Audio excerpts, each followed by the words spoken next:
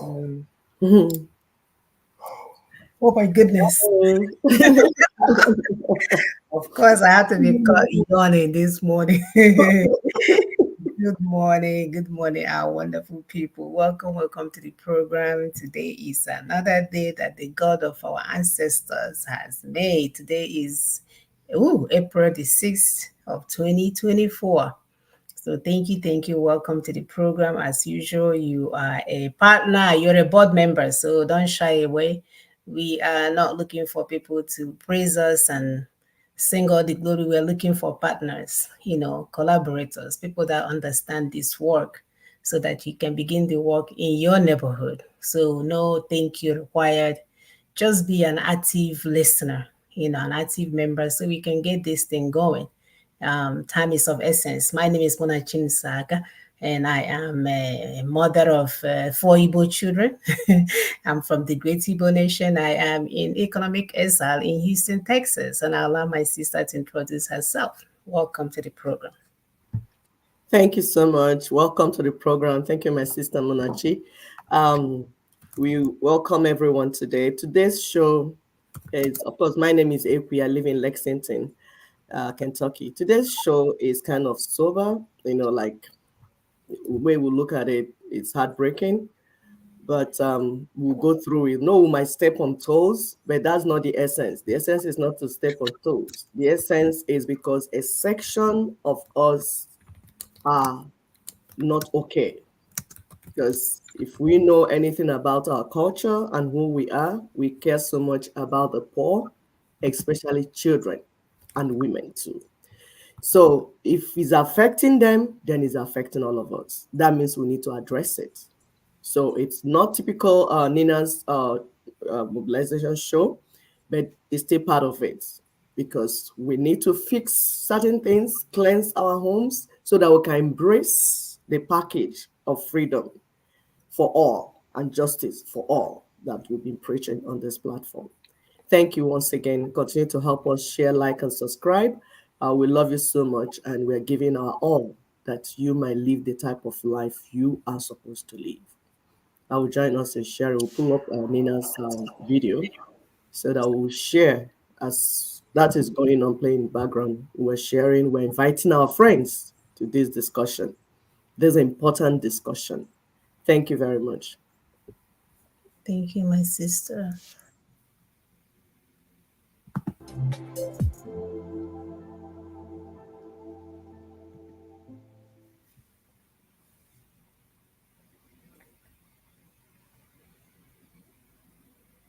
Yes, as we continue to beam the satellite on what went wrong with our society, with our union, with our country just talking about land, description of geographical expression, that's the only setting in which we can call Nigeria our country. It's not our project, it's not our union, if we cannot sit down to agree to make it our union. Because the agreement we reached in Lancaster House to make it our union had long been overtaken. And what we have now is an imposition being maintained and sustained by brigandage. And if anybody thinks it's going to be so for all times, such a person is just a lunatic. And so we come to why are things the way they are. The purpose of education is for us to be able to apply it, to understand what's going on around us, to solve the problems we can, identify in form of diagnosis. We have told everybody 1,000,000 times about the source of all the problems. The constitutional basis of Nigeria, the constitutional arrangements of Nigeria is the source of all the other problems. Let whoever wants to debate that come forward so that we can teach them on national TV, whoever they are. And so, how does it work? Why is it so? The constitution is at the base. Some will say, oh, let the institutions work. Let rule of law work. The constitution creates the institutions. The constitution is the foundation. Mm-hmm. What are the institutions? INEC, for instance, is a creation of the constitution. The National Assembly, for instance, is a creation of the constitution. NNPC and the refineries and how they are to be managed, the exclusive lists, that's the list of responsibilities, and therefore the assets and all kinds of things. That is, it is the constitution that creates the institutions. The police and their mandate is the constitution that put it on exclusive list and makes provision inside the body of the document for how it will be. It is the constitution that creates the presidency, the governance structures. It is the constitution that creates the 36 states, say they will be the federating units. It is the constitution that says that the local government areas must now be in the constitution, saddling us with responsibility for financing 812 governments, which means thousands and thousands of bureaucracies, because one government, for instance, the federal government, with all the 48 ministers and all the permanent secretaries and all the directors and all the MDAs that will have their chief executives and all kinds of paraphernalia, you are talking about humongous bureaucracy from one government. As it is with the federal government, so it is with each of the states. The governor, the commissioners, the House of Assembly members, each of which have their own facilities of importance. That's all it represents, because it doesn't render any service to the people. And so in that setting, you could see that it is the constitution that creates the institutions that have rendered their governance impossible. The rule of law that should have been the basis of moderating our society is rendered impossible by the constitution. Because what is the rule of law in the face of a constitution of fraud? Mm-hmm. You take my assets and you say it now belongs to you because you wrote a decree pointing guns at me. You carve all the lands into 36 states and 704 local government areas that now determines the representation in the place of decision making. All those 36 states were created by decree. I wasn't there the day you created Abia State. It was for your purpose. It's not for anything that will solve my problem. You were trying to fracture me and my neighbor from talking amongst ourselves. River State, Akwa Ibom, Cross River, Delta, Benue, Plateau, all of that. Yes, there are diversities that have to be managed. But in managing that diversity, what is the difficulty in asking Ijaw people to stand on Ijaw land?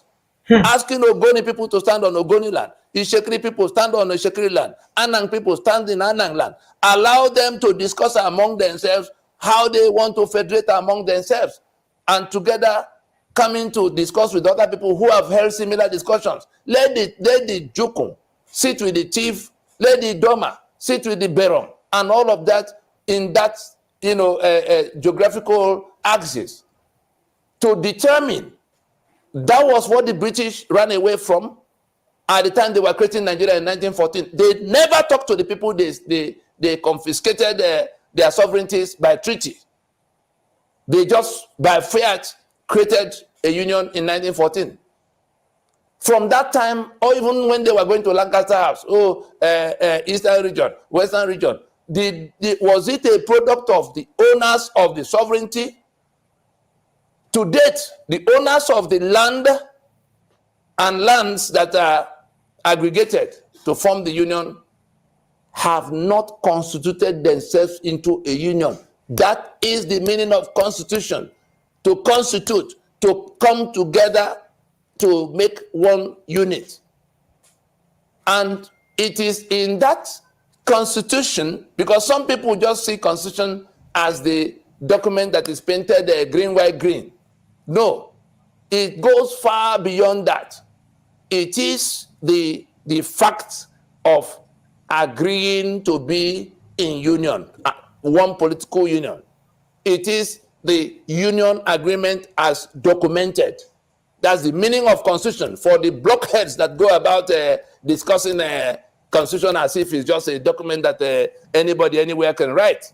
It is the owners of the sovereignties that is, and so that have the exclusive right, not the government. The government is a creation of the constitution. The constitution itself is a creation of the peoples of Nigeria. If you want to ascertain that, go to section 14.2a of the disputed of the 1999 constitution, disputed as it is. It was the framers admitted there that sovereignty belongs to the people, from whom government, through this constitution, derives all its powers and authority. That simply means that only the owners of the land that have agreed among themselves to federate can write a document that will regulate that federation. And so when one Absalom Abaka turns up from wherever and then issues one decree number 24 in 1999 to claim that we have settled that question, and then on the basis of that falsehood began to create all the institutions that are tormenting us now. No kidding. INEC, Supreme Court, 36 states, 704 local government areas, 68 items of exclusive list, police, army, everything in between, executive, judiciary, legislature. Look at the kind of the kind of gathering of renegades, regional renegades. Look into that chambers in the Senate and the House and see the kind of people that have gathered to represent you, to think, to plan for you, and look at what they're actually doing at a time your roof is on fire. And so it is the Constitution. It is the Constitution that dictates what the institutions will be. It is when the institutions are so dictated that they now begin to regulate, the affairs of the constituents in all those spheres of responsibility allotted the institutions by the Constitution. And so Constitution creates INEC. INEC begin to register political party, PDP, APC, Labour Party, ABGA, begin to set guidelines. Constitution creates National Assembly. It says Electoral Act. Constitution creates the NNPC. It begins to do refinery that does not work. So in that setting, if you do not settle, talking about how we can come out of this valley of death in which Nigeria seems to have fallen, if we do not tell ourselves the truth that is staring us in the face, that it is because the foundation upon which we are building is false. All the things the Nigeria we're trying to build on the basis, on that foundation, is doomed to fail. I am one of those who is supposed to be doing that construction with you. But on account of that falsehood that replaced the agreement we had at the beginning to be a federation with the imposition of unitary union that ties my hand to the back, seizes my assets, forbids me from touching gun to protect myself from those who are pointing guns at me, limiting the opportunities I will have on any subject by quota system. These are the creations of the Constitution. These are the handiwork of the institutions, the lopsided institutions created by that Constitution. The 4 regions have become 36 states, in which I'm now a voiceless minority, despite being a substantial part of the population. I am now boxed into where my numbers, the number I will have in the place of decision making at the National Assembly is restricted and limited to what was done by fiat of one section. Look at the map behind. All the people who created all these shenanigans come from that part that is yellow. Yep. Where were the officers from the rest of the country? Yep. In all the years they were creating all those things that became constitution in 1979, carried forward in 1999. And so it is in recognizing. People are crying now, oh, Naira is falling. The other day, I think it was Arise TV that brought Kingsley Moghalu to come to say, oh, the Naira is having a free fall. You are the expert. What do we do? And Kingsley Moghalu, surprisingly, came back to the realization that the institutions created by the Constitution are the reasons all kinds of things are happening where they are. And he admitted that the first port of call is to go back to rework the constitutional basis of Nigeria so that the institutions can be reset. Otherwise, the institutions we have now are bound, doomed to fail. Because the constitution that created them it had its own motives, totally different from what you would have preferred if you were the one making that constitution. The summary of it all is thinking in three dimensions, like the foundations of a building, the vertical column and the roofing structure, the root structure of a tree, the trunk and the foliage. The Constitution is the foundation of the society.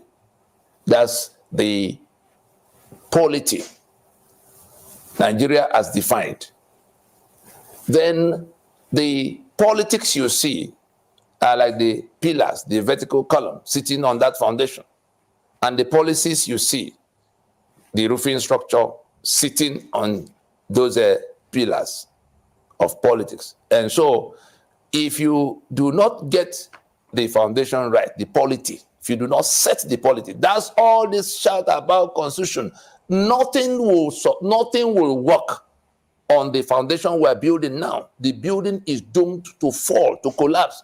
So those who are crying about policy outcomes, the economics is upside down, the Naira is collapsing, the hunger is climbing among the populace, the refineries are not working, all kinds of things. Policy matters. If you want to get the policies right, and you are not thinking about the politics that produce those policies, look at the kind of people that have converged in government house today, and you will expect that you get anything different from what you have now.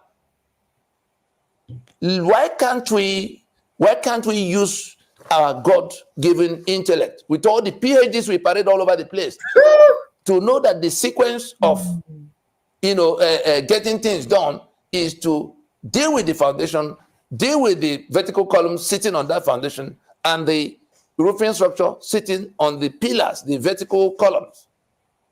That is how we can come to having the policies that will work. Otherwise, madmen have taken over the asylum the world calls Nigeria. Yep. So you will be running around like a dog chasing its tail. At the point you will just pass out. That's what's gonna happen. At the point you will just pass out. But I think, Tony, thank you so much for that wonderful explanation for those that are still thinking that God will do it for them, that the miracle worker. There is nothing too hard for this our God to do. When they know there is a constitutional issues and they are busy calling God as if God has nothing else to do. You guys are his only problems. Please. Thank you so much for that wonderful video. Go ahead, my sister. You're smiling. Yes. Yeah. I keep smiling because, there's nothing God cannot do. No, but when you want to eat yam, you don't wait for God to come down from heaven and cut the yam and put it on fire for you. No, there are things that God has left in the realm of humans. You must do them. If you don't do them, you're being disobedient. And God does not bless no mess. God does not bless mess. It is that even you as a parent, you're raising a child when the child is no more a toddler, the child is creating mess, and you say, no, no, no, no, I'm coming to pick it for you. You're not helping that child. That's how God is. God has kept certain things at the level of humanity, and He expects us. That's the expectation. He's expecting us to fix it. That's why He put you here on earth, to be in charge. But instead of being in charge, you start deceiving yourself. No, that's not how it is. Yeah, I'll allow my sister to introduce. I think that's where we are now, right? That's where we are. Brokering promises, the untold truth behind reproductive abuse by the clerics. And today we are using a foreign correspondence to sort of, tell this story. So brokering promises can break a person's spirit, leaving scars that never truly heals, from an unknown author. In the history of religion, there is a disturbing narrative that is often kept hidden. Behind the walls of faith, a dark truth emerges, one of broken promises and the exploitation of trust and the people. This hidden realm or realm contains a shocking reality that is often concealed. The systematic reproductive abuse carried out by members of the clergy, which affects us in more ways that we may not fully comprehend. Broken promises, the untold truth behind reproductive abuse by the clerics uncovers the layers of secrecy surrounding this deeply troubling phenomenon, from revered institutions to the personal lives of individuals. The branches of this abuse stretch far and wide, leaving behind a trail of shattered lives and fractured faith. So, in this exploration, we'll listen to the heart wrenching accounts of survivors whose voice has been long silenced by fear and stigma. We confront the uncomfortable reality of clergymen who abuse the authority to manipulate and exploit vulnerable individuals, often under the guise of divine mandate. So, we are going to draw attention to a common yet ignored form of abuse that has severely impacted our mental health. That's why you have a PhD and your brother is telling you constitution is a problem. You say, no, it's rice. Let's cook rice and give to everyone so they can eat. That's why with the mental health issues, that's why they're telling you what is not working and it's not making sense. So our goal is to uncover the truth and acknowledge survivors' resilience by listening and showing empathy and understanding that these clerics are not God. By doing so, we hope to facilitate healing, accountability, and a return to our values while rebuilding trust within our communities.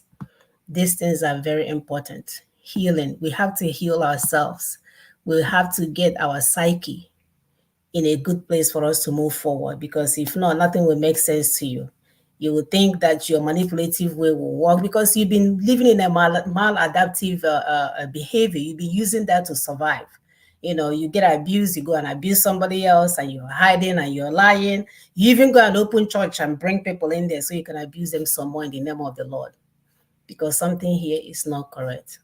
So truly, today is not necessarily to shame anyone, but to call things as they are, and begin every part of healing that we need in our, being, in our current status, in how we are currently constituted. We need healing in every part of it. Things have been done wrong to us.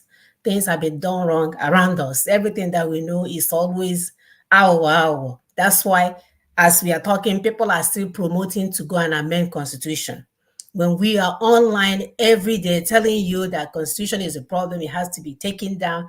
Some people, in their good intention, because they are all mentally ill, they are carrying on telling you that you have to amend fraud. The same fraud that left them in the condition where they are right now. They want to go and amend it. Again, mental illness.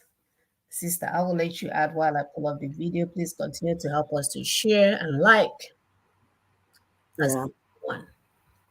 Thank you so much, my sister. Absolutely. Because we are working effortlessly, trying to reconstruct the political entity. But for you to have complete liberation, for you to have total freedom, every aspect must be reconstructed. including our spiritual freedom. It's very, very important. So, like my sister has said, everything, we're not here to shame anyone. No, that's not the sense. We know some people are so unrepentant. Their heart is so callous that even when you are bringing a point to show people that are suffering, they will choose to defend those that are perpetrating the evil. That's how sick some of us have become. And we're saying it's not okay.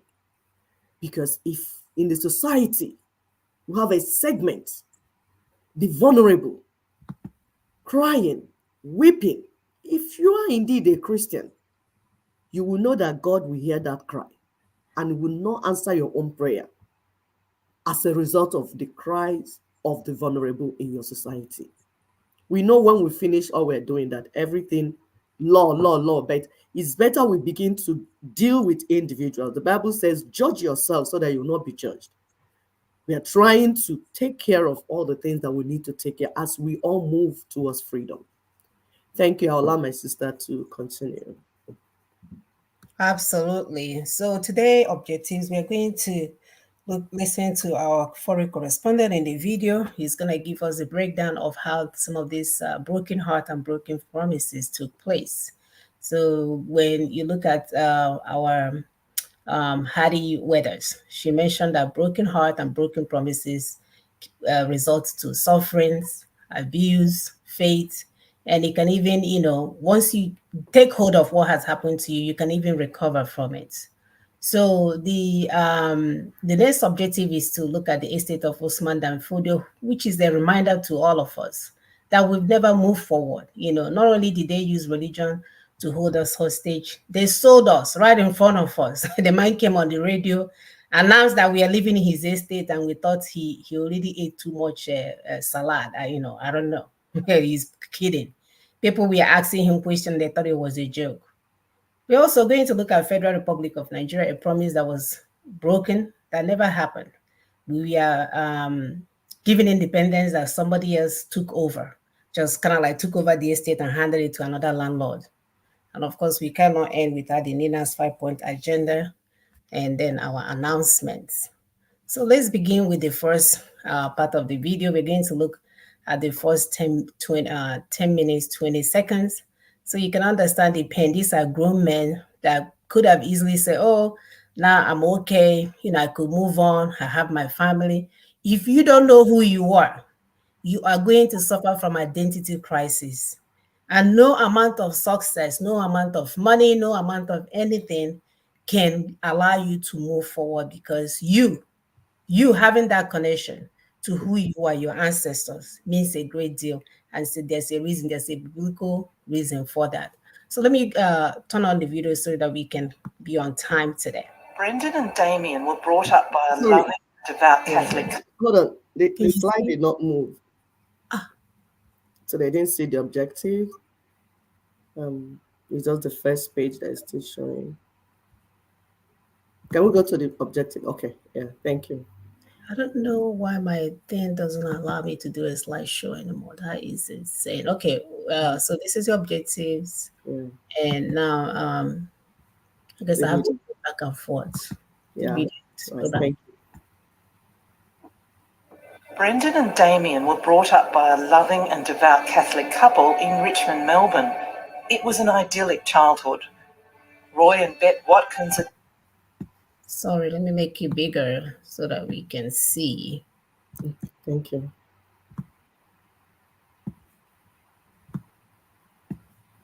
Please continue to help us to share, like, and subscribe. And Damien were brought up by a loving and devout Catholic couple in Richmond, Melbourne.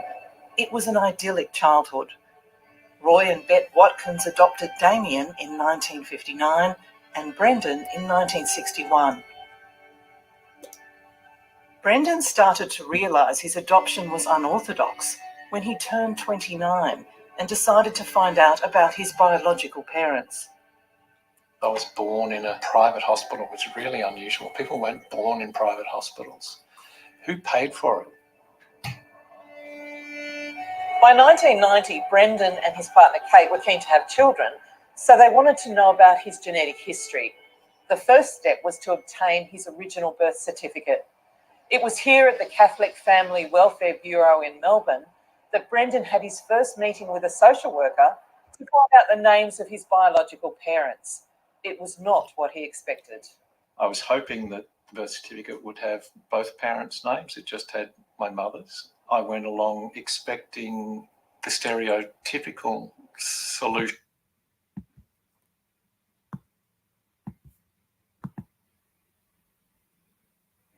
Brendan and Dame eventually find his mother. These notions of feeling ungrateful was sort of reinforced by her. A few weeks later, the social worker called Brendan. And she said she'd spoken to my mother, and I was optimistic, thinking that's fabulous. When do we meet? When do we get together? Was she happy to hear from me? And it was the opposite. And I was told that I wouldn't meet my mother, I wouldn't talk to her, it would never happen, and very directly told to go home and forget about her forever. It's the most wounding, impactful trauma of my life. I've only just realised that. But a year later, Brendan did eventually find his mother Maggie, not her real name. Her name was in the phone book. He enlisted Kate, his partner, to call one of her relatives. And Kate rang and said, "Are you sitting down? I found your mother. She's a nun." She's a what? It went some way to explain. Siseku, did you hear what he said? Yeah, she's a nun. Okay. And that's another lie, like Why we'd never meet, why we'd never talk. And from that day on, I pictured my mother in a nun's habit, in a convent, walking silently through churches, and had that image for years and years and years. And it gave me some peace. Dejected, each year he marks his calendar to remind himself to check the death notices to see if his biological mother Maggie is still alive. Eventually, Maggie allowed contact through letters and a short visit. But still, Brendan did not have a name for his biological father. What followed was essentially 30 years of different stories. My father was dead, or she didn't know what happened to my father. And after 15, 18 years of first making contact, she said to me, "I told you your father's name." And she gave me a name, Paul Hayes. And so the first thing I did was go and hire a private detective. The private detective delivered his report. The name is invented. And I wrote back to my mother and I told her that, and she wrote back and said, "Well, I was dumped and so were you." And she was right. It was over. The chase was over. And so around 2010, I raised the white flag and gave up. It was over. There was no way I could find my father. 5 years later, Brendan decided to send his DNA sample to ancestry.com.au. One day, an email arrived that showed Sydney was the location of many of his biological relatives, with 4 men as likely candidates for his father. And the fourth was quickly discounted because he was a lot older than my mother. He was 30 years older, and we ruled him out because he was a Catholic priest. So couldn't be a Catholic priest, could it? Couldn't be the Catholic priest. No. Couldn't be. But incredibly, Maggie confirmed that his father was indeed a priest. Father Vincent Shield had moved her from South Australia to his brother's home in another state when she was 18 years old. Maggie entered a convent soon after Brendan was born. She did 25 years service as a nun to pay her debt. And pretty much a year or so after she left the convent, I first made contact. She was living with my father. They were living under the same roof. But of course, she was living with a priest. In 2020, Brendan came here to MacKillop Family Services to retrieve his adoption file, but no records could be found. The archivist told him this was very unusual. He had to appeal to the Victorian Department of Justice. You've got your file, which is here. What was missing from it? It was still very incomplete. So my birth records, hospital records were gone. My baptism certificate, I still don't know if I was ever baptised. A lot of documentation was gone. But what really hurt was to find the interview notes of my birth mother. I found that she was traumatised by my adoption, and that's the opposite of what I was told at the time. I was told she was a stern, determined woman and that she prayed for me every day and that there'd be no contact. So for years you thought your mother didn't want to see you and she was cold-hearted. That's cruel, isn't it? It is cruel. It's immoral. And I can't believe that the church did it. Charlotte Smith is the CEO of Vanish, the peak advocacy body for adopted persons in Victoria. This has been an ongoing theme within this space. Records have been known to fall off the back of a truck or be destroyed in fires. We have quite a few adoptees over the years who have found no paper trail, and it's so important for them to get recognition and acknowledgement for the fact that these practices went on. It's really important to shine a light on them. For the last 3 years, Brendan has been writing a book about his adoption journey. He's about to make another trip to South Australia to find out more about his priest father, Vincent Shield, and what went on in that vast, remote diocese.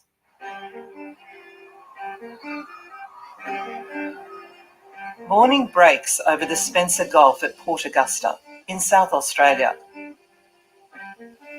It's here at this former Catholic high school that Maggie first met Father Shield.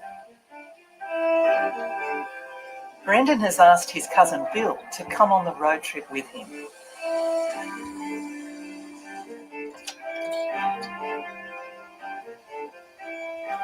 Hey, Bill, how are you? Brendan, great to see you. So this is where you grew up, the family home, yeah? Just over here, the White House there. Spent a lot of my childhood there until I left to move away. Yeah. My mother, Maggie, was here. My recollection in the letters that he wrote, he was instructed to come to Port Augusta to exert his great renowned zeal to get to know the young people of Port Augusta. She was 14 or 15. He was 30 years older. And when my mother turned 18, he arranged for her to go and live with the Shields. I knew, and I'd been told that they were, how can I put it, she was caring for him when he got older. Yeah. So that was my understanding of the arrangement. But housekeeper extraordinaire. Shorthand. Yeah. Father Vincent Shield had an adventurous life. After training in Ireland, he first came to South Australia in 1943. His diocese during the 40s, 50s, 60s and 70s was a vast area from inland desert to coastal towns. Strange man that was Father Vincent Shield, my father, a man that I'll never know. Somebody that died in 1993 at 90 years of age. I've got these amazing photos of him just before he died. They celebrated his 50th anniversary in the church. Brendan and Bill drive through the Flinders Ranges, stopping on the way to look at some of the old churches. They are headed to Whyalla on the Eyre Peninsula to find out about another secret.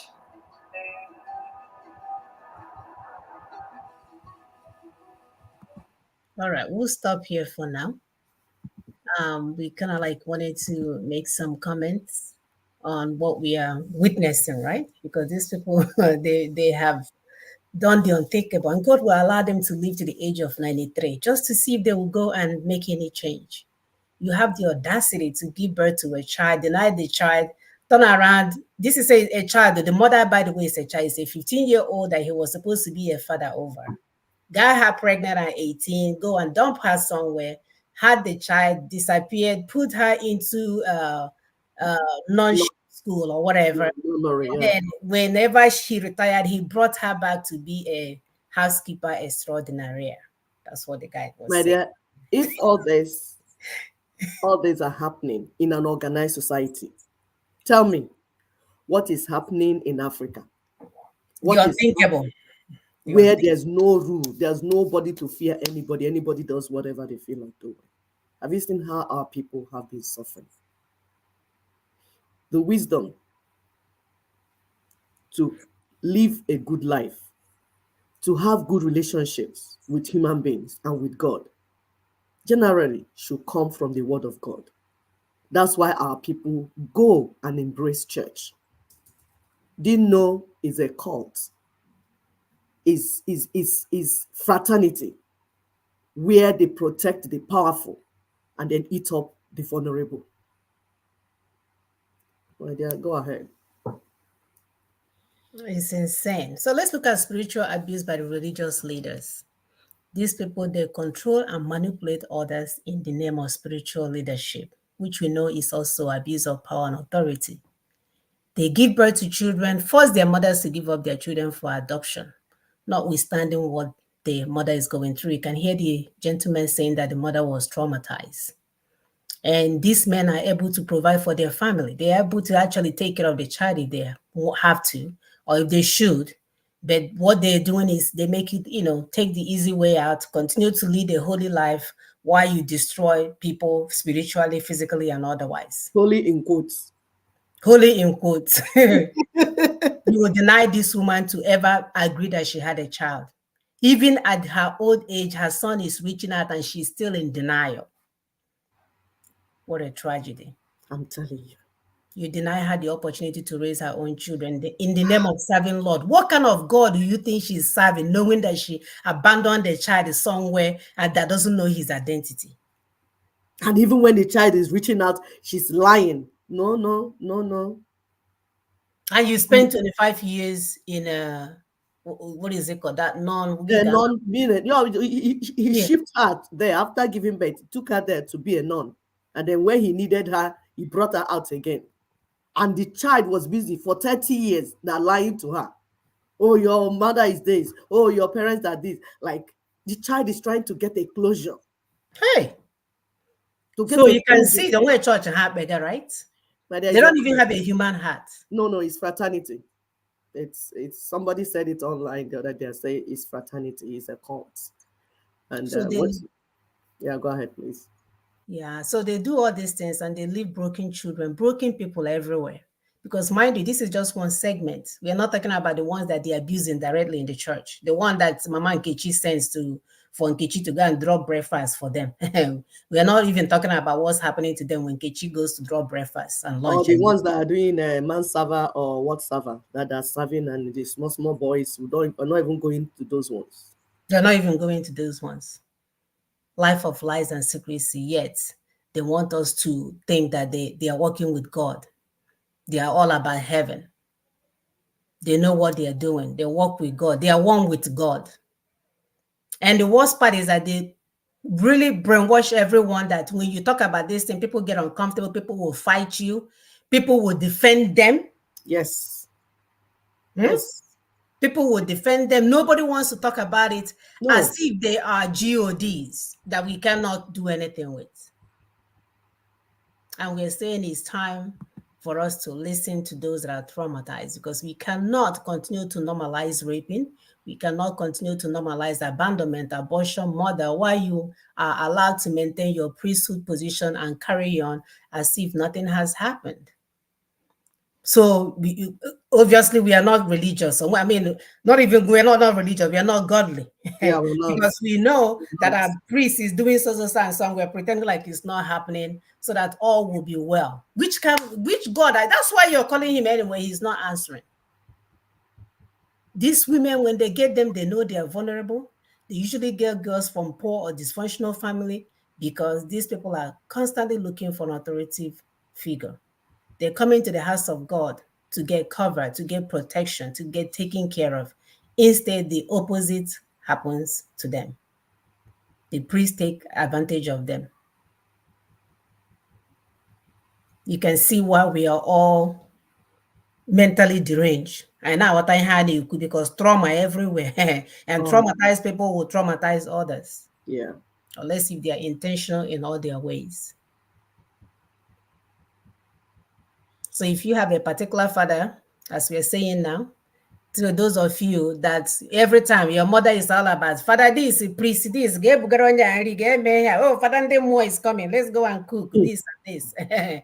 Father more, my dear, go and send your DNA to Ancestry so that you can see, especially if you have not seen your father. I say check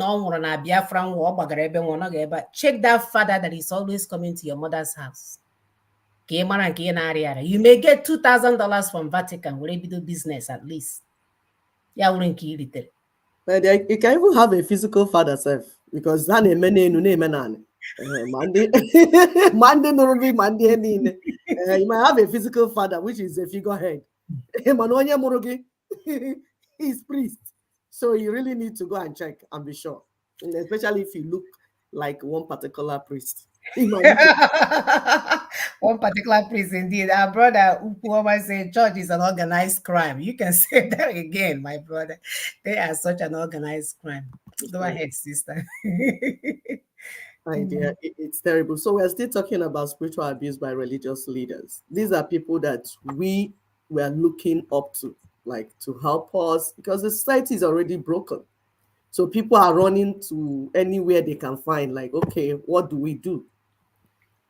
So we need to begin to shine light on all these injustice and wickedness. It's not okay that as we are talking about freedom, talking about political freedom, and we are seeing people being devoured, people being destroyed, lives being broken, and we are keeping quiet. Children deserve to grow up with their biological parents and siblings. Abandoning children because of priesthood is cruel. Who says a priest cannot be a father, a good father, and even a good husband if need be? What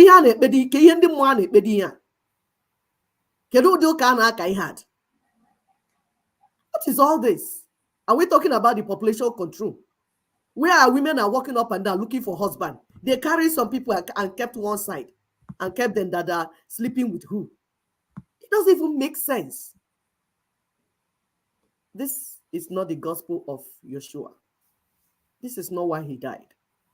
He paid the ultimate price, so humanity could be free and enjoy liberty.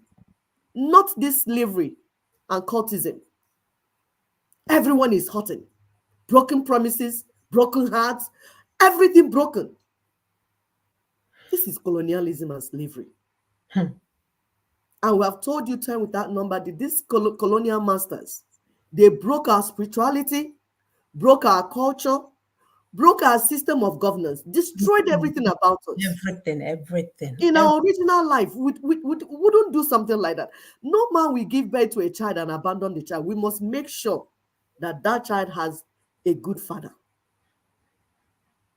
We're protecting a father and then leaving the child to just roam looking for fatherhood. Does not even make sense. While we are protecting a child molester, that's what we're doing. Yes, child molester. Everyone has the right to know where they come from. Everyone. It gives you a closure. All these court leaders in the name of church leaders, what are they afraid of? Why can't they just be normal for once? Oh, I guess, like you said, like my sister said, they have mental issues. So the church has allowed people with mental issues, rather than go for therapy, to come into the so-called church and begin to lead people, control and manipulate people, and tell people how to live. No wonder the society is broken. Because mentally ill people are the ones in charge. Rather than go for therapy, they are inside church, molesting, abusing, and destroying our people. And we say this cannot go on anymore.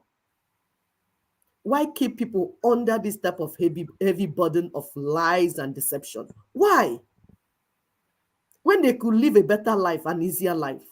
Women deserve to live with their own husbands and fathers of their children. Not that you impregnate a woman, you run out your Fadandimo, you are doing what priesthood. Which God are you worshiping? This cult called Catholic Church denies women, these children, their rights. The same cult, because we are calling it cult and fraternity, go and check the definition of cult and fraternity. Because when our people hear cult, they think it's people that are marking their head red and carrying machete and walking up. These are sects. If you belong to a group where you have to fight and defend your leaders, you are a cult member. It's fraternity. This fraternity, you people call church, says no to family planning, ordinary contraceptive. Rather, they'll tell our people to do withdrawal, pour it on the floor, all sorts of nonsense that they will do. Sorry, dear. And then people are not having proper relationship, even when they're married, because the church says no contraceptive. Even when you are married, that it will help you to plan your family so that you will space your children properly and have a good relationship. Yes, God created sex. It's meant for husband and wife to bond together. But no, in the middle of the session, you pull out because your pastor or your priest told you not, that said that he's not married. What is his business? We have to tell you how to sleep with your wife. But they want to control everything. And then eventually people are living in the home. They are not even married. They are just coexisting. There's no love. There's no friendship. Nothing. Everybody's saying,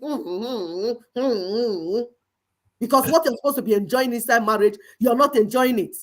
Everybody's head is packing. Pa, pa, pa, pa. Because you belong to a cult that is controlling and manipulating your life.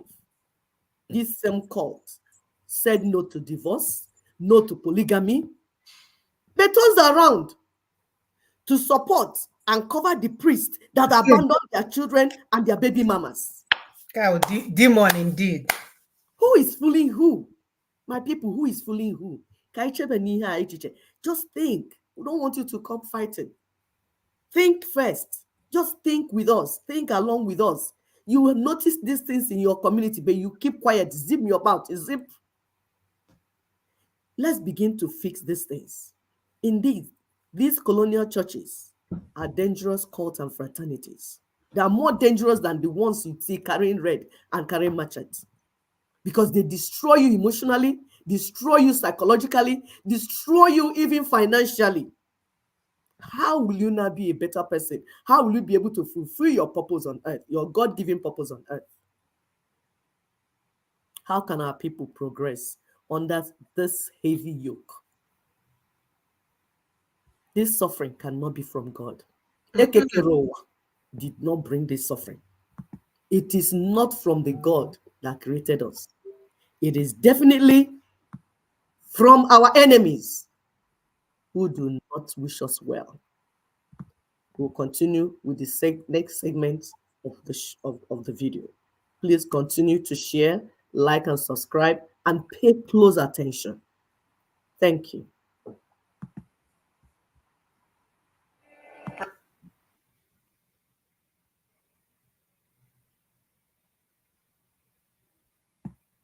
Well, Brendan, I brought you to the Whyalla Hospital.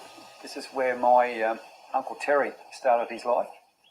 Born here to a young girl, and he was picked up, I believe, from the story I've been told, and flown to Sydney and to Father Vin's family over there to be, I guess, unofficially adopted. Yeah, Terry was here for 10 days and taken away, and Father Vin, as I think a lot of the priests did in those days, certainly I've had many stories of it, arranging these adoptions, sometimes with paperwork, sometimes without. It all became a bit foggy. Baby Terry, that was left at Whyalla Hospital and adopted into Father Shields' family in Sydney, is now 72 years old and lives in Perth. This thing has been Terry ongoing. and Bill Shield grew up together in Sydney at the priest's brother's house. Hi, Terry. How are you? Billy, how you doing? Brendan, how are you? Thanks, Harry. It took Terry many years to find and meet his biological mother. She was a 16-year-old girl living on a pastoral station near Whyalla when she fell pregnant to a local worker. She was brought down to Whyalla to give birth to me. And that was as much as I've ever been able to find out until I met yourself, of course, and I started thinking, well, is there more to this story than what I've been told? So the local doctor rang Vin and said, I've got a child here. Oh, really? I didn't know that, Brendan. I didn't know that was part of it. Yeah, certainly what I've been told. That I didn't know much about the adoption, how it happened or anything like that. Yeah. And my father, Father Vin, arranged for your adoption and your transporting to Bill Shield over in Sydney. And it was a big family already, Terry, wasn't it? It was. I tried to understand why he would have got his brother to adopt me when they'd already had 9 kids of their own. And Mum and Dad weren't well. They'd been, Mum particularly, she'd been ill for quite some time prior to that. Dad had a lot of heart problems later in life. When I say later, he was only 66 when he passed away. But he had a heart attack prior, about a week before, and he was still recovering from that. And I was sitting down reading the Sunday paper, and he just put the paper down, and he just said to me, he said, Terry, he said, just remember you're my son and you always will be. Father Shields swore his entire family to secrecy, so Terry only found out he was adopted in his 30s when he applied for his birth certificate. He was living up the Blue Mountains at the time. I went up there and I said to him, I said, I found out I've adopted. I said, can you help me out? I'm trying to track down my birth mother. And he sort of shook his head and said, oh, look, he said, it's so long ago. He said, they're probably all dead anyway. That was his answer. But Terry's biological mother wasn't dead. Father Shield had told a lie. Yeah, I think it's something that should have been brought out in the open a long, long time ago, and why they just keep covering things up and not admitting to what went on, I don't know. I mean, what are they afraid of? Because everybody has a right to know where they come from, I think, and what their background is.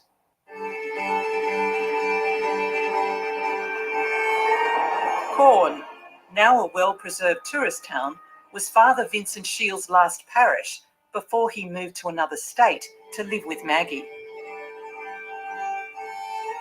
I think he saw himself as a real lovable rogue. Yeah. Although my wife didn't like him. I always wanted him to marry us, and we had quite a chat, and I said, Bill, I said, just a word of warning. He said, don't let her go on the pill.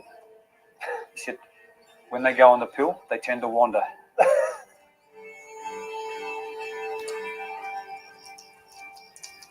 Bill, you knew Father Vin. It seems from Brendan's story, he had a huge sense of entitlement as a priest, that he could tell people what to do, he could control people. It was an abuse of power.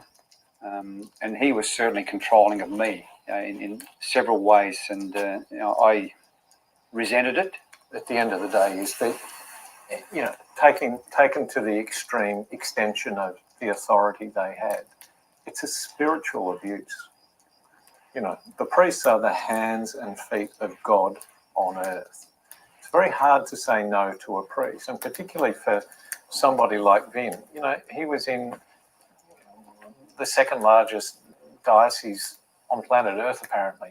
They can do whatever they like. It's unchecked. The control is unquestioned. How do you feel about the fact that your mother was denied even talking about the fact she'd had a child? And Vin said to her, you're not allowed to tell anyone about you. How do you sit with that? I think the greatest cost is on controlling the mothers, the women within the Catholic faith, and it denies them equality, and it denies them a voice, and it then extends through their offspring. They're kept from their tribe. Brendan's mother's story is not unique. Her journey has been lived by thousands of women around the world. Michelle, not her real name, came from a dysfunctional family where violence was the norm. She first met a priest as she was finishing her last year of school in 1967. He was 12 years older than her. He paid me very special attention and, showed that kind of interest in me that a father would do, but my father didn't. And I was very taken with that kind of attention. The priest told her to keep their sexual activity a secret. I knew that it was not supposed to be happening because he was a priest, but he reassured me that if people loved each other, then that was all right, which was quite confusing because I had been taught otherwise. But the other thing was that he was the person in my life who had the most authority. Michelle was 18 when she fell pregnant. The priest asked her to come to a meeting with 2 other priests. She was shocked by what happened next. One of them said to me that he had a mate in the city who did abortions and had actually performed an abortion for a girlfriend of his. I was shocked, first of all. I was absolutely shocked. Lunatics. I was very ignorant about abortion. This was in the 60s. And all I knew about it was I knew that it was illegal. I knew that it was dangerous. So it was just a terrifying time altogether. And the offer of abortion was a part of that atmosphere of terror. Later, one of the priests sexually assaulted her. He drove me to the motel and he kissed me in the car and blamed me and said that I had kissed him. But I knew I hadn't, but I was in a state of shock and confusion. He was a priest who had a lot of authority. He had quite a high position in the church, and he followed me to my motel room and refused to leave, and he raped me. Michelle refused to have an abortion and also decided to keep her baby, despite the immense pressure to adopt it. What had to happen at all costs was that his reputation and identity as the father of my child were protected, and the church was protected. Those were the paramount considerations. In Frankfurt, Germany, Dr. Doris Riesinger has finished a major research project on reproductive abuse by priests. A former nun, now a senior academic at the Goethe University.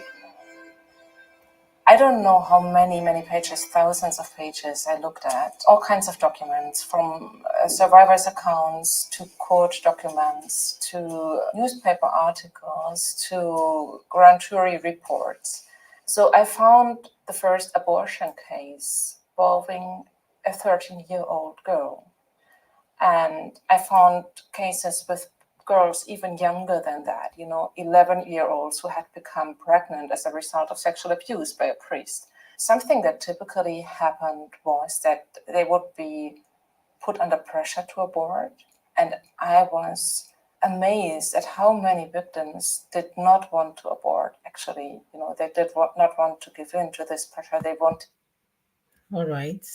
So we'll just add the commentaries after this, and then we'll continue with the rest of the video. You can see that these so-called priests, they are reckless. Not only are they reckless with other people's lives, they are reckless with their private parts.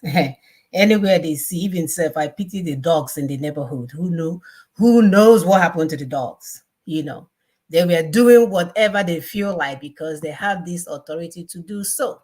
They have this unchecked clerical power and authority that was bestowed to them by the Catholic faith, and they were doing whatever they want, anyhow they want. Anybody they see, they abuse, and then they have the audacity to be giving people advice. Oh, don't let your wife go on pills, because if she goes on pills, she will be unchecked and be climbing everywhere, because that's what they do. So that's why they did not want contraceptives. You see, the real truth. The real truth is for control and manipulation. Yep.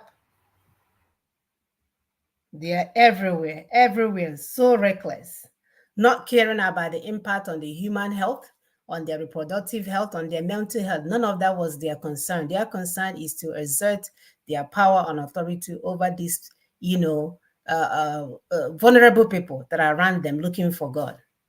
They want to mandate celibacy, so that they can use it to excuse and cover for abuse. These people are not abiding by that your stupid rules.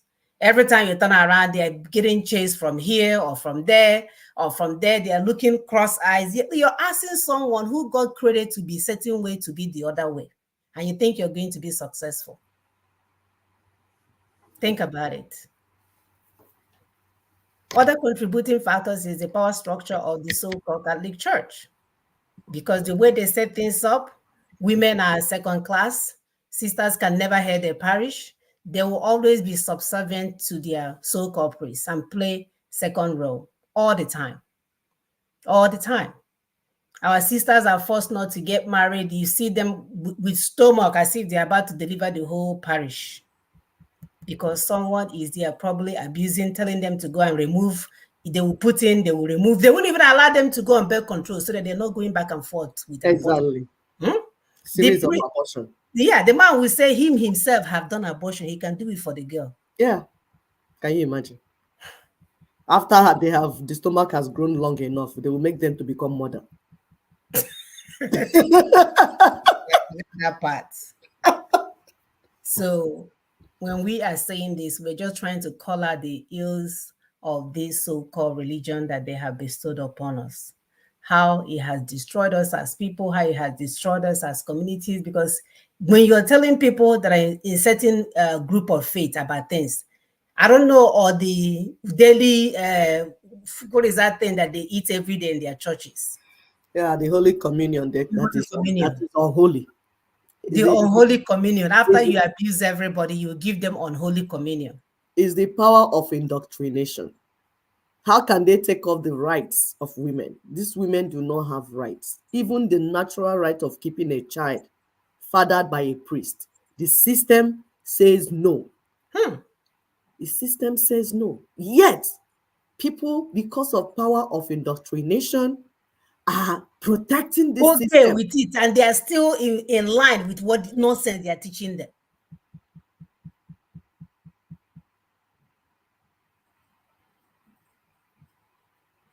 Hello? No, go ahead. Yeah, I'm listening. No, I'm go ahead, Sister, because okay. I don't see you. I'm on a different screen. I don't know what you're doing. No, okay. I thought we were going ahead. So yes. So we are still talking about reproductive abuse by Catholic priests, the contributing factors. My sister started. We will continue to tell you what the contributing factors, because on this platform, we don't just come here to point out the ills. We will point them out and drag you, and point the solution to us, so that as we are seeing them, we are already thinking how we can solve this problem. So another contributing factor why these Catholic priests are able to carry on with this reproductive abuse is because the priests are treated like gods. Whatever they say goes. Nobody dare challenge them. They have this huge sense of entitlement and abuse of power. You need to, sometimes when some of us that are not under their yoke, like, call them out, it's like they go into panic attack. How dare you tell me that what I did is not right? Do you know who I am? I'm a father, so person, the God representative on earth. Yet, these are human beings. They are not gods. They are human beings, flesh and blood. Emotions go through them. And if we begin to understand this, we'll know that some of them actually need help. Ndara, mad people. I'm telling you, many of them need help. They're trapped. Even in this thing that we're doing, Nina's getting self-determination for our people, you see them confessing to you that they're not able to join and say the things that they should say because power from authority will not allow them to do that. It has to be approved from Rome. But when they want to molest our girls, they will not wait for approval from Rome. They move from one victim to another, while their victims' lives are ruined and their career ended. You have to live according to what their desire is. If they get you pregnant, that's good. They will take you to nunnery. Under the ground, you go and give birth. After giving birth, they take your child and give to motherless home, and they will adopt them. Then they will take you to another station where you'll be a nun or whatever. emotional trauma. Trauma. No one can question them. No one can correct them. No one can hold them accountable because they are God's representative on earth. If these people are so used to enslaving our people and taking away their voices and their freedom, how do you think a cult like this will support the Nina's project, which is a people's movement towards freedom and self-determination? That's when you're talking, if it enters this ear, it will come out from here. Their bishops are not interested. Ninas have gone to meet them in their so-called bishop meetings. They close their ears because it's not about the people. They are not there for the people. They don't care. They've already taken away the voices of the people. They've already taken away the power of the people, manipulating them and telling them, collect PVC, go collect PVC. It's what they say that happens. Broken promises everywhere, broken hearts everywhere. Please continue to help us to share, like, and subscribe. My sister will play the last segment of this video. Thank you so much.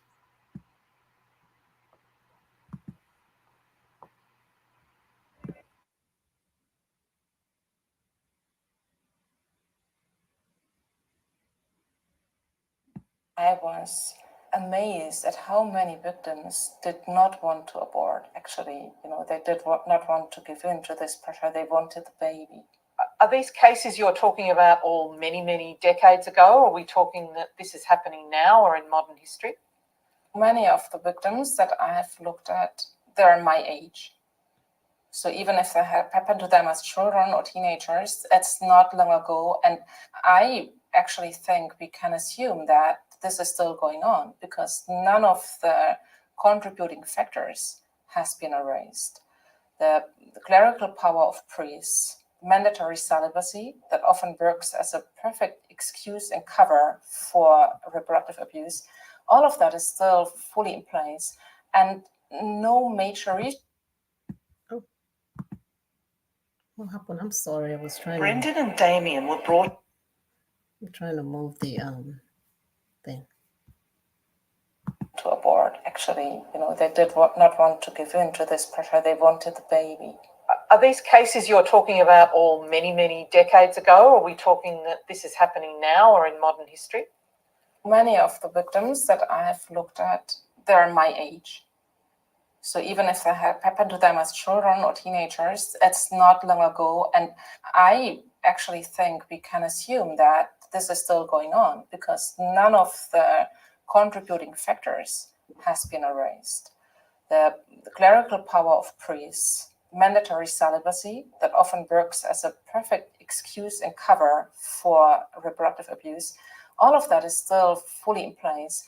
And no major research has gone into reproductive abuse. So there is still lots to be done. And Richard Sipe, the academic's done his own work saying only 50% of priests are actually celibate. So are we talking hundreds of children around the world, thousands? No, we are definitely talking hundreds of thousands of children affected by reproductive abuse. At the heart of the issue for Dr. Riesinger is mandatory celibacy. It's obvious that this is a very dangerous topic for the Catholic Church because it puts so much into question that is essential for the functioning of the power structure of the Catholic Church. To me, it says so much about the misogyny of the Catholic Church, the institution. It's a male-centric institution that doesn't recognise the rights of women. Brendan has returned to Melbourne to meet another child of a priest, Linda Kelly Lawless. Linda's father, the priest Father Joe Kelly, used to come to this chapel to give mass to the unwed mothers next door who were waiting to have their babies and adopt them out. Unwed mothers. He would help support them through the system. Yeah. And while he was doing this, though, my father was actually having an affair with my mother. He was moved from here. I believe he was sent to Healesville because of the affair with my mother. Yeah, again, it's all this pattern, isn't it? Church pattern. Something goes wrong, the priest is moved on and the women are left Holding the baby literally. Literally. Linda's mother did not go ahead with her adoption. My paperwork was never finished, and I just seemed to vanish from this hospital. All my paperwork has baby for adoption, false names. Yep. I can't find any baptism records. Linda Kelly Lawless is seeking official recognition from the Catholic Church that she is the daughter of Father Joseph Kelly. Linda's mother never told her who her father was, but a friend of her mother's did. Over the last 5 years, Linda has presented Archbishop Comensoli with a statement from this friend, a report from a genealogist, and witness statements from her aunts. I have presented the Archbishop with an affidavit from my aunt, another affidavit from another aunt, another affidavit from another aunt, a stat declaration from a friend of my mother's, and I also sent in a DNA report that was done by for MyHeritage and Ancestry, and the findings were that there was only one person who could be my father, and that was Father Joseph Kelly. I had legal DNA testing with Parabon in America, and a cousin from my grandfather's side and a cousin from my grandmother's side stepped forward. We did legal DNA testing, and the results came back that I was 99% related to both of them. And my father is an only child. And I presented that to the Archbishop of Melbourne. Archbishop Mulenkone, so he's hiding his own Parabon children. DNA testing is used by the FBI in the US and by Queensland Police in criminal and missing persons cases. But Archbishop Comensoli wrote back to Linda saying, whilst he believed her, formal recognition would need to come from the state, not the church, and that exhumation may be the only way to achieve this. Although I do not have the authority to request an exhumation of Father Joseph Kelly, if it is to be sought, it would need to come from you. Still calling I him would be Father. prepared to support Father, such how an about child application from molester? yourself. Father, my foot. I have to exhume him to prove to him that he is my father. Scientific DNA evidence apparently isn't enough. Have you asked for legal compensation? No, I haven't. I've asked for a letter of recognition that they acknowledge that he is my father. I asked for some support to sort out my birth certificate, which they have helped me with. I asked for an apology for my mother. In a statement to Compass, Archbishop Comensoli states, The Archdiocese of Melbourne has supported Linda and have offered financial support. There is no denying the historical fact that priests have fathered children. The Church now steps forward in finding ways to acknowledge children who have priests as their father. I cannot state categorically that Father Kelly is her biological father. There is simply not the level of information to do so at this point in time. Regardless of the above, I have shared with Linda in writing that I believe that Father Kelly is her biological father. There you go.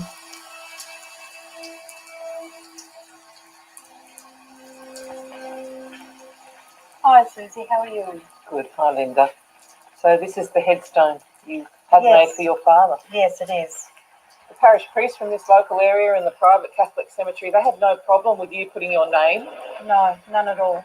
Why is it important for you for Archbishop Comensoli to apologise and to recognise you're the daughter of Father Joseph William Kelly? It's the right thing to do. It's acknowledging that I existed and I'm not hidden anymore, and I don't think it's too much to ask. The Peak Adoption Advocacy Group in Victoria says it's time for a public and independent inquiry. It's clearly the case that he's the father. So there should be some power to force the church to accept that responsibility. It would be beneficial for the victims and survivors of these practices if there were a formal inquiry into what happened and how many children are actually children of priests, and to provide them with some sort of justice. Thanks to DNA and the tenacity of people like Brendan and Linda Kelly Lawless, the hidden children of priests are finally being heard. But Brendan wants a full federal inquiry. to bring justice and compensation to these children and their silenced mothers. The church has made the children of priests. They have an obligation. They're the wealthiest institution on planet Earth. They can afford it.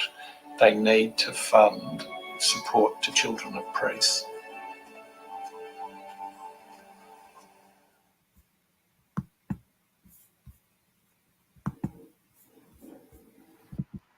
Thank you so much. Is that the end of it? Yes. So we're talking about justice for the hidden children of Catholic priests. Because from justice, then you begin to have healing for the people, for the victims. It is the right thing to do. From this video, you can hear the mention, he said that it's up to 56%. That up to 56% of these children have had attempted suicide. Some have suicide ideations. These are serious mental issues because they feel abandoned. Okay, if my father does not even want me, why am I alive here? They go around, see other people with their father, their children, their parents. They say, is it annoying? I can't have even this basic thing? Let me live here. There's no point to be on this earth. You see how this grown man spent years trying to get the truth. These are people that have resources. What of our people that do not have resources? Have you seen why you have even some delinquent children in our society? No need to feel ashamed or guilty or fear of stigmatization. If you feel you need to drop that white robe, if as a priest, you feel, and no one in my village, he got a woman pregnant. He did the noble thing. He dropped the white robe, married the woman properly, and raised children. Do you know that the brain damaged people in my village keep telling him, oh, the man that Akunko Walafu, the man that followed the women. Are you kidding me? Because people are brainwashed. That's why we're doing this, so that we bring sensitization and enlighten our people. That is better a priest drops his white robe if that will be a hindrance to him being a proper father and a proper husband to a woman that he loves. It is the right thing to do. It does not stop him from still serving God. He will continue to serve God. It's just a job that he lost. So he will look for another job and do. If he's educated, then there are other jobs he can do. Life goes on. But do not sacrifice the rights of our children and our women for your selfish gain. To belong to a cult. To belong to a cult. It is not worth it. If Catholic Church or Catholic cult is now allowing gay marriage, abortion, then we shall allow priests and sisters to marry. Why are they keeping them in that dungeon? They need to begin to recognize their biological children, and we need to recognize the biological children of priests. They should also allow divorce, allow polygamy. All rights now, right now. These people have rights. So make room for them too. You cannot make room for gay people and not make room for people that are suffering from other things that are suffering from. Let's be open and willing to bring in everyone into the brotherhood. It's the right thing to do.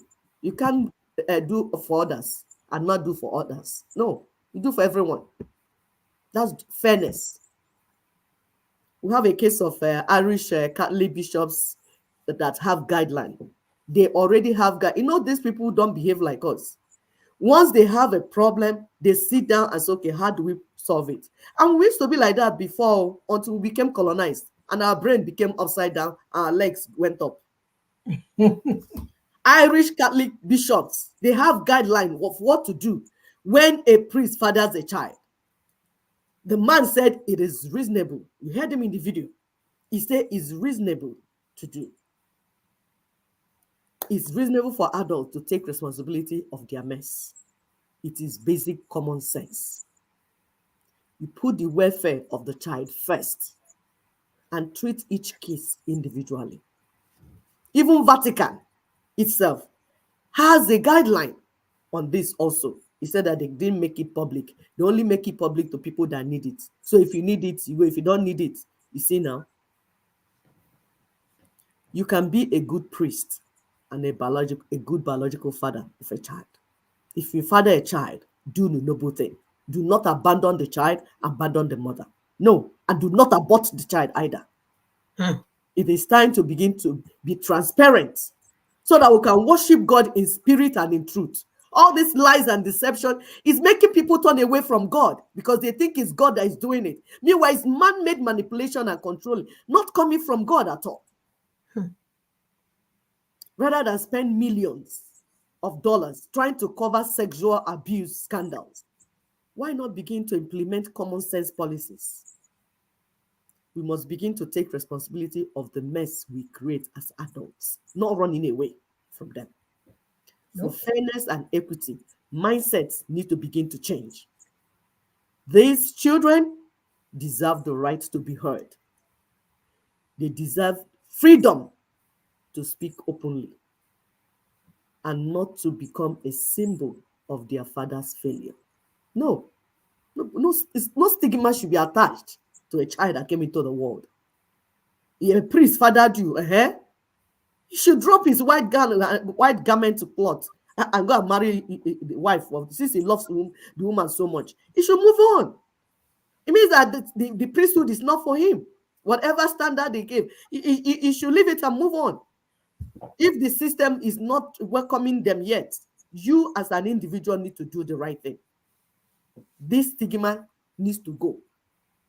We're telling to our people, use internet and DNA to look for your father, your real father, your biological father. That's your godfather that you call father may just be your biological father. Because adults have become what I don't understand. I don't understand this level of irresponsibility. You fathered a child, you have conscience to wear white and disappear and allow that child to move on without a father. And then sometimes in some cases, without a father, without a mother, you take the child to motherless home and another person will adopt the child. Do you even have conscience at all? There are many resources available now, my people. Please do researches, write papers, tell us your story. Let someone learn from your story. Do not suffer alone. They even have this website that they call Copying Children of Priest International. Google it, find out, and get help. Don't suffer alone. Go to your local courts, like my sister said, and get some 5 cases and all that. Maybe they will give you some money that will help you, especially women that they abandoned you with all these children. They might give you some more money that you can use to raise them. Or they might call them to come and do their responsibility. The Catholic Church needs to begin to treat these children and their mothers as individuals and human beings with rights and dignity. We need to help them because it did not happen to you. Don't think that victims do not deserve justice because it didn't happen to you.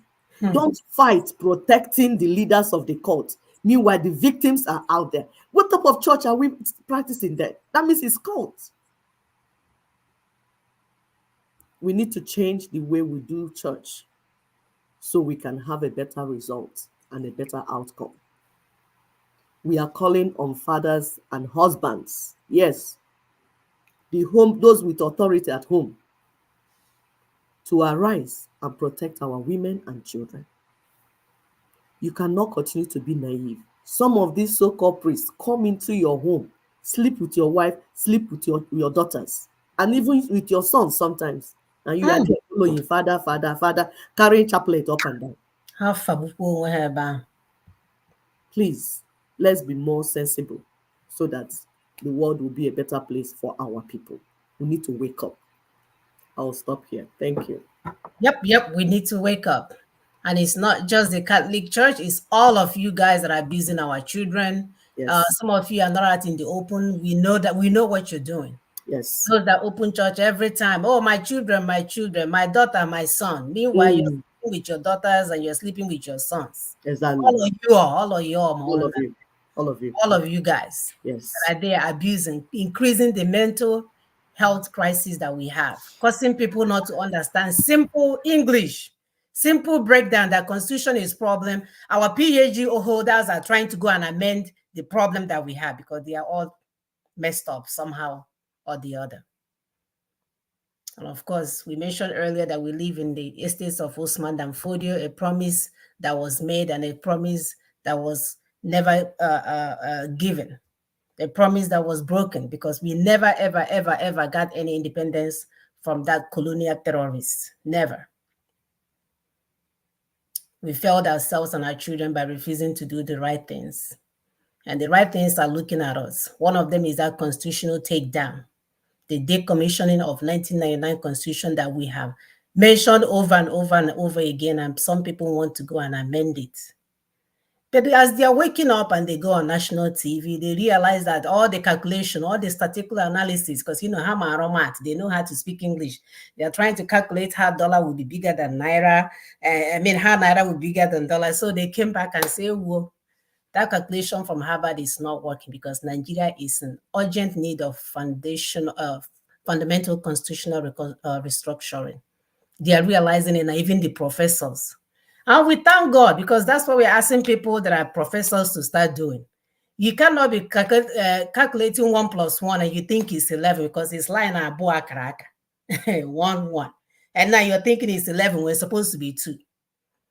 So our professor is now saying that the Nigerian nation needs to be reinvented. There is no nation. We have no country, but we have a country, but we don't have a nation. Every government in his country avoids the matter of fundamental constitutional restructuring of Nigeria. Remember, he went to run when we were telling him that we need to not run and take care of the constitution. He said, oh yeah, let's go. Yeah, move on. Let's start some type of... he has learned by experience now. He has seen that there's no road for him. Right there, his math is not mathing. It's not adding up. So once again, he has helped us to tell you that Ninas is right, as usual, that in order for us to move forward, we must end 1999 Constitution, and we also say in transition now, renegotiate Nigeria. What we have now is not working. Even Mr. Anyuku, the chairman of the Patriots, Mr. Anyuku is waking up. Mr. Meka Anyuku. Yes. Yeah, because that's how they are. They had to corona and had a so that even at 70, they will wear all those Versace glasses and be looking. Mr. Anyuku. Mr. Anyuku is telling us that 1999 Constitution lacks legitimacy, needs replacement. Mr. so-called chairman of the Patriots. He said he has a flawed origin. It lacks legitimacy, cannot acquire legitimacy by any number of amendments. Cheerful. Yeah. Cheerful. Cheerful. So maybe he's because when their money is running low, they will come out and do gara so that they will be called. Exactly. Their Ghana must go money ahead. The next day now he will come out and tell you, let's go and amend it. Yeah, from one side of the mouth, speaking from both sides of their mouths. Right. And that's why we're trying to empower you so that you're not mentally disturbed.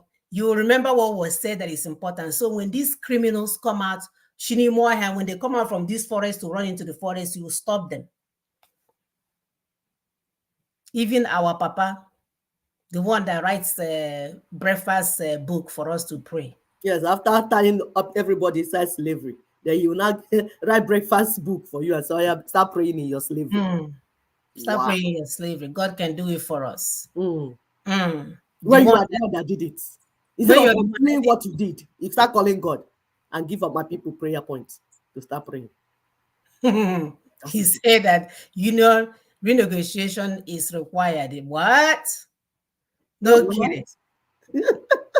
Say what?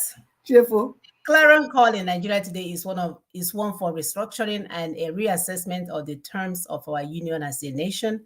Our historical experience at constitution making and political reform show that we may have some structural defects that require Oyibo. Too much Oyibo. This is Oyibo. what we do. He didn't hear Shoyinka when he told him it's not restructure, that is reconfiguration. It's Bolibo. Better go and meet them to explain to you the exact words and what they mean. It's sad. It's sad. You're about to die and you're leaving your future generation enslaved. It's terrible. Wickedness. Wickedness. And you can see what our sister said. Benefits of taking down the 1999 Constitution with Ninas. Ninas is right. Politicians will become accountable with Ninas. Politicians will be accountable to the people of the land. The invaders, the Fulani invaders, will have restricted access to ancestral lands, and our resources will be used for our collective well-being, and our stolen sovereignties will be restored. We will no longer be enslaved in our ancestral land. The British and the Caliphate stronghold will come to a complete halt. That's what we're saying, but because you're mentally ill, it's not making sense until you become a professor and you go and add math and you do all the math. You find out that the only reason your math will start mathing, the only reason 1 + 1 will give you 2 is because the foundation is not right. When you do your calculation up here and the foundation is shaking, when you're done, your math will it will fall and it will be meaningless. And this is our pyramid that we showed you guys last week. We are now on number 3. If you look at the stairs of going up to a place that will give you a new high, to a place that will give you a meaningful life, to a place where you will matter as a citizen, where nobody will manipulate you, where your pastor will not tell you that it's your mother holding you hostage, it's your sister that is holding your destiny. The only one holding your destiny is the current state of Nigeria that is holding you destiny. It has nothing to do with your family members. It has nothing to do with because all they can do is to tell you nothing is going to happen. As long as the system is not fixed, you will continue to suffer.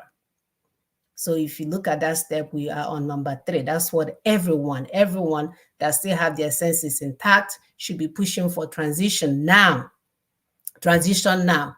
We cannot allow the criminal renegades in the assembly house to tell us how to do it, because they are not there for you. They are there to collect. They are there to get handsomely rewarded for being the best criminal in town. So if you are not understanding this, we are posting it side to side so that if the long English one is not making sense, you can see where we are in terms of where we're going. And that's why we are insisting on transition now. We are not waiting for Professor to come online after he went to do election to tell us it's the Constitution again. You, the citizens, should be singing that song. Anyone that is talking to you that is not talking about constitutional takedown and transitioning, tell them to shut up. You're not interested. And you see the people of Haiti, they're already doing something like that. When we say power, they ran some idiots out of their place. That's what power does when human beings pay attention and understand what is happening to them. Yeah, the criminals left. They thought they can use their media, Western media, and say, oh, they are gang members. They are doing this. Oh, he's a barbecue. He's barbecuing all the meat and eating people, when they are the one holding these people hostage for the past how many years? Holding them hostage. Criminals everywhere. So things are taking place because even the people that they're calling gang members, guess what? They are ganging together now. They got together and they realize, hey, we are not each other's problem. Equendoria are the problem. Let's face them squarely. Exactly. And people also know how. Yes. All right. Thank you so much. We are going to end. Of course, you see an announcement. As usual, it's simply the same thing. Tuesday, if not for anything, remember that Tuesday is our Twitter day that we want to keep tweeting for transition now. There's no need for bloodshed. There's no need for war. These things can be arranged. All we have to do is to push, because the criminals, they're already taking all the money. Any little bum, they will come and live in all these empty houses that they locked up in my neighborhood. They will move in. That's all we are waiting for. But if you're sitting there calling God, thinking it's your stepmother and your stepbrother and your uncle is holding you hostage, then you have another thing coming for you. So thank you, brothers and sisters. Please continue to help us to share this information. We are not here to shame anybody. All we're saying is that the church, the religion, all the things that these colonial monsters brought for us need to be examined. It needs to be re-investigated. We need to see exactly what it did, because we are worse off now than we were when we are following the ways of our ancestors. So something ain't matching. Something is not right here. So let's investigate every one of them.